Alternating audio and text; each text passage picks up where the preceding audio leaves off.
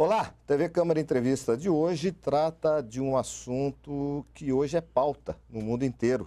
Até para desmistificar muitas situações, vamos falar de transtornos psicossomáticos, transtornos psicológicos, psicoemotivos, transtornos diversos, a depressão, onde está a linha da tristeza com a linha da depressão. E para falar catedraticamente sobre esse assunto, nós temos o prazer de receber aqui no estúdio da TV Câmara professor Benedito Donizete Goulart, psicólogo e professor da Universidade de Taubaté. Professor, prazer recebê-lo mais uma vez aqui. Prazer é todo meu, Miguel, e eu espero poder contribuir com o seu programa, com essa entrevista e com a população, com os ouvintes de modo geral. Tenho certeza que irá contribuir, sim. Professor, a padronização cultural nos dias de hoje, qual é o grau de influência no comportamento humano, principalmente nos jovens, com essa era de internet, online? Como é que o senhor vê essa situação hoje? Na verdade, Miguel, assim, o homem é fruto do seu tempo, né? A construção da identidade, a construção da subjetividade, a construção do sujeito é histórica, né? Então, em cada período histórico, em cada cultura, em cada bagagem cultural que nós carregamos, ela influencia profundamente a nossa própria identidade e, consequentemente, os desajustes dessa identidade, os desajustes dessa organização psicofísica e social, né? Pensando em termos de saúde, considerando saúde como um estado de bem-estar físico, psíquico e social, né? Quando nós falamos dessa saúde social, implica-se dizer que o homem é produto do seu tempo e os padrões sociais, a cultura da sua época, ela tem influência direta sobre a nossa forma de organizar, da nossa organização psicofísica, né? Então, falando disso, a gente pode imaginar o quanto essa cultura pós-moderna em que nós vivemos, né? Como alguns autores gostam dessa nomenclatura, né? De viver dessa era pós-moderna, que é a era, né? O Zygmunt Bauman é um sociólogo hoje da atualidade, que tem uma categoria conceitual muito interessante. Ele diz que nós vivemos numa sociedade líquida. Sim. Ele usa essa metáfora do líquido em relação à solidez do passado, às questões... Então, de fato, a nossa sociedade é muito líquida, que faz-se em função de algumas características da agilidade, da rapidez, da fragmentação de informação, da cobrança que todos nós estamos sujeitos em todos os nossos papéis, né? Desde a criança até a maturidade. Temos que dar conta, né, de administrar no nosso mundo interno, né, uma tonelada de informação, um mundo infinito de cobranças que vem de todos os espaços. Isso, é claro, traz reflexos do nosso padrão educacional e comportamental, né? E entrando nessa questão comportamental, professor, a humanização na relação das pessoas, ela está prejudicada nesse momento? Sim, eu acho que a gente hoje é mediado, né, por uma rapidez, né, tão intensa, né, em que as nossas relações humanas, as nossas inter-relações, ficam também comprometidas nessa, né? Esse mesmo autor, que é o Bauman, ele tem várias obras que ele, né? Por exemplo, uma obra dele que eu acho interessante nesse momento, né, para esse tema, que chama-se Amor Líquido, onde ele discute as relações psicoafetivas numa liquefação, né, de que tudo é momentâneo, né? Não tem aquela duração, aquela durabilidade, aquela solidez que as relações afetivas do passado tinham, né? E isso é óbvio que perturbam todo o nosso universo relacional, né? E o Bauman também fala muito da interiorização das pessoas nos tempos modernos. Sim. E aí sim prejudica a humanização e o relacionamento entre as pessoas. As pessoas estão mais introspectivas com as suas próprias sombras, os seus próprios dilemas, está mais individualizado a questão da sobrevivência? Sei se tem essa questão da individualização, ou seja, né, desse excesso de narcisismo ao qual nós estamos, né, vivendo, o foco na gente mesmo, na própria satisfação dos nossos desejos, das nossas necessidades, e aí o outro, a gente perde de vista o outro, o desejo do outro, as necessidades do outro. Daí tamanha a sociedade do conflito. Né? A gente não consegue olhar o outro e nem os desejos do outro, nem a perspectiva do outro, nem se colocar no lugar do outro. Né? Tem um autor que eu gosto muito, que é Moreno, um autor da linha teórica com a qual eu trabalho, que ele diz que a saúde e o encontro só é possível quando eu me torno capaz de me colocar no lugar do outro. Ele tem um poema para dizer isso que eu acho belíssimo, né? Ele diz assim: quando estiveres perto, arrancarei os teus olhos e colocá-los-ei no lugar dos meus.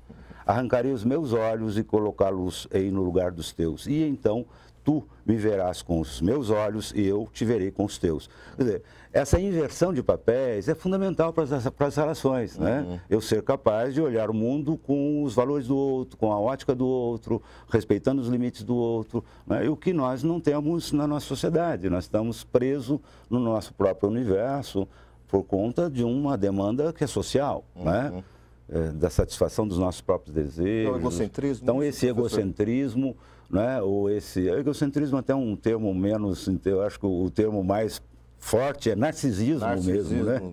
Aquela ideia de que o mundo existe para mim, né?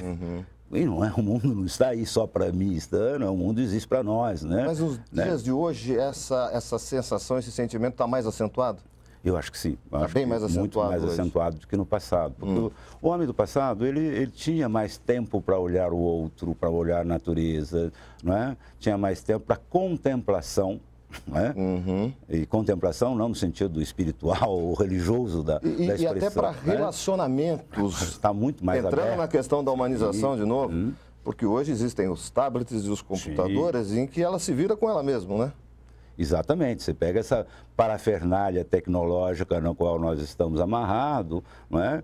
Que o outro se torna, a presença efetiva, física, pessoal do outro se torna quase que indispensável, né? No sistema comunicacional, a presença do outro não me é necessária mais para que eu mantenha alguma forma de comunicação com ele via internet, via rede social, né? Então eu perco de vista o outro e fico preso, né, nessas ferramentas que nós próprios criamos, que são excelentes ferramentas, né?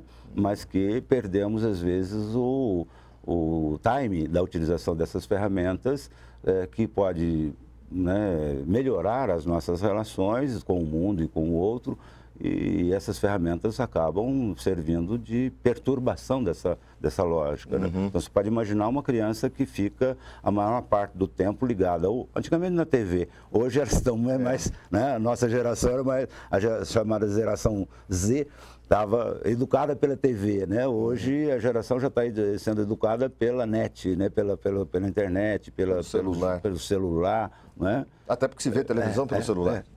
Exatamente. Agora, professor, a fatura vem. Vem. Né? Vem. Inexoravelmente ela vem. Quais os tipos de transtornos hoje, na era pós-moderna, como gostam de dizer, mais frequentes? Então, acho que esta é uma boa questão para a gente tratar, porque você, assim como o homem é fruto do seu tempo, os transtornos também são fruto do seu tempo. Né? Então, nós temos uma série de transtornos hoje que são típicas dessa nova geração, nessa nova era, né, que nós estamos vivendo.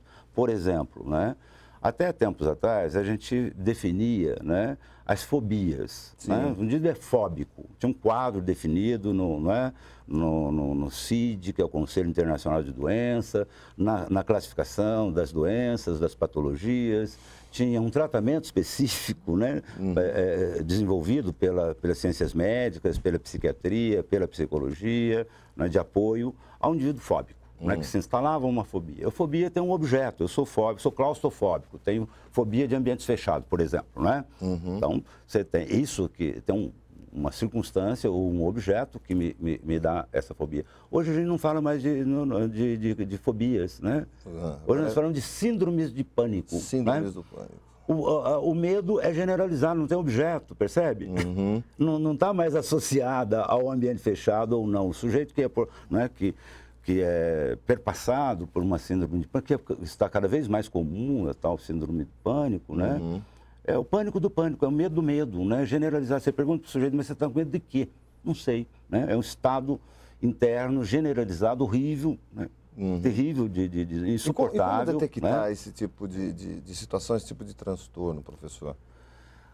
O próprio indivíduo, a reação, né, da pessoa, ou a pessoa tem que, por ela mesma, buscar uma ajuda? Todo transtorno, ele é detectável, né, na medida do seu sofrimento. E, ele, inclusive, ele pode ser quantificado, né, na medida da intensidade do sofrimento que aquele transtorno gera. Isso vale para os transtornos orgânicos, né? Sim. Você disse que está com um machucado muito grave na tua perna, né? Na medida da dor que você está sentindo ou do sofrimento que você está tendo sobre aquela quebradura, aquele, né, acidente. No sentido psicológico também, nós podemos quantificar, identificar e detectar os quadros na medida do sofrimento. Como o sofrimento, de modo geral, hoje, ele também não tem muito objeto, né? Ele fica muito vago. Eu estou sofrendo, mas não sei do que e nem sei por quê. Eu estou insatisfeito, mas não sei por quê e nem do que, não é? Nessa lógica do mundo, né, pós-moderno, em que tudo se generaliza de tal forma, eu perco a referência. Então, qualquer tipo de transtorno, ele pode ser identificado pelo grau de sofrimento, né? Sim. E aí é o próprio indivíduo que detecta e pede ajuda, né? E alguns quadros, o indivíduo tem vergonha de colocar porque nós banalizamos o sofrimento, né? Nós achamos que o sujeito não pode sofrer, o sujeito tem que ser feliz o tempo todo, né? Agora, o senhor disse que, por exemplo, cada um tem o sofrimento do seu tempo, acompanha o seu tempo. Isso já acontece, sim, há milhares de anos. Esses sofrimentos sempre estiveram aí, tratados de formas diferentes, considerados de formas diferentes, né? Os quadros, né, mais graves das patologias, das psicopatologias de modo geral, no passado, até o século XVIII, eram tratados de outra forma, porque não eram considerados sob a ótica da ciência, né? Então, o sofrimento existia, só que se entendia esse sofrimento como de origem diferente, né, do que nós consideramos hoje. Então, buscar essas origens, buscar essas causas do sofrimento, que é a identificação dos quadros patológicos, das doenças, por exemplo, das classificações, né, o que é um transtorno fóbico, o que é um transtorno obsessivo, né, ou outros tipos de transtornos, né, presentes na nossa realidade e na nossa sociedade. Alguns são típicos da nossa era, mas são muito recentes, porque não existiam no passado. Por exemplo, o transtorno, o transtorno obsessivo? Não, o obsessivo já existia há mais tempo, mas o quadro, né, de fobia e o quadro hoje que eu estava falando esse medo generalizado. Síndrome do pânico. Síndrome do pânico, né? Então, a síndrome do pânico, no passado, não se tinha esse quadro.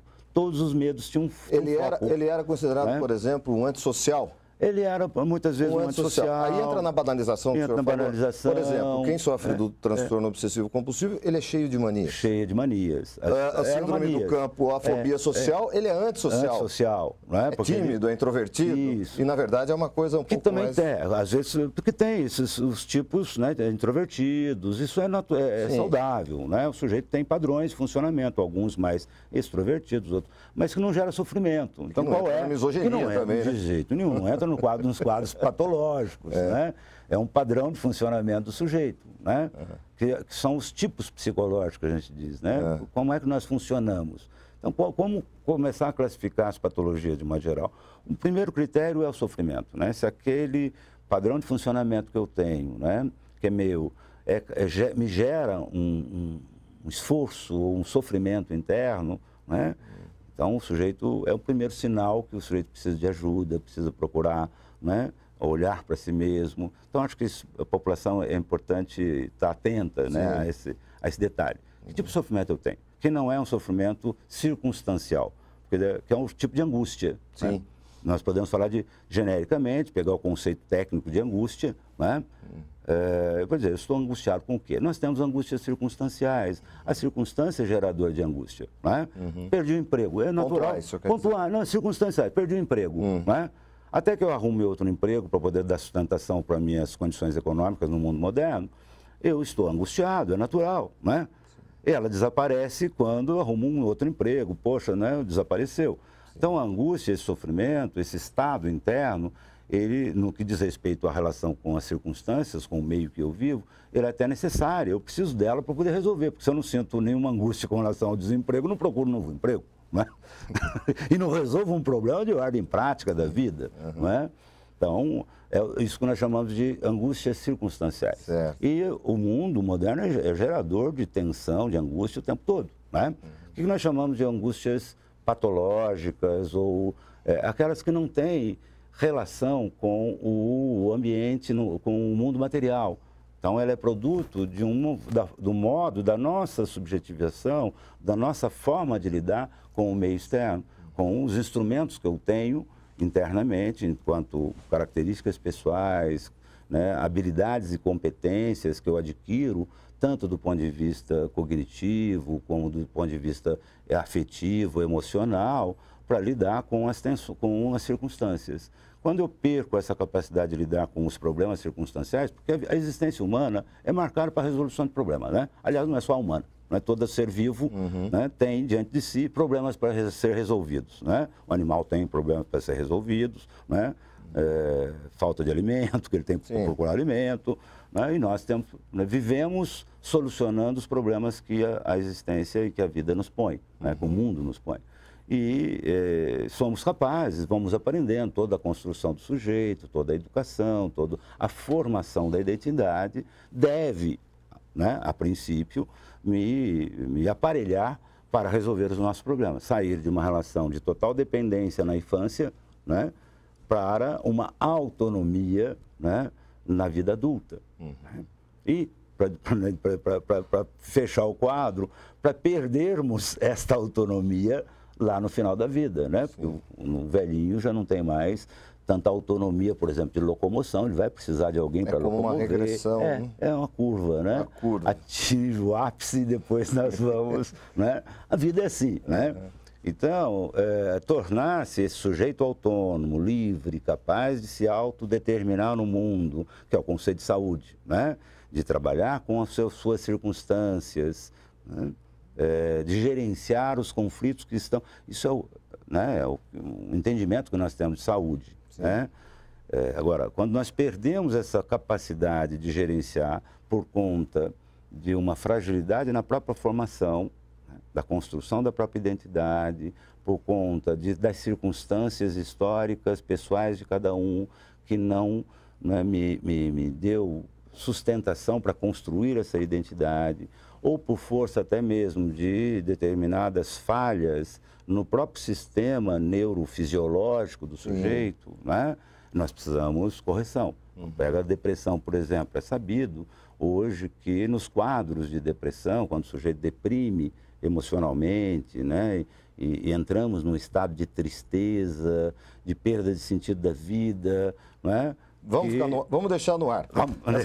Essa questão da depressão, porque eu quero abrir o bloco, professor, perguntando assim, quando é a hora de se procurar ajuda?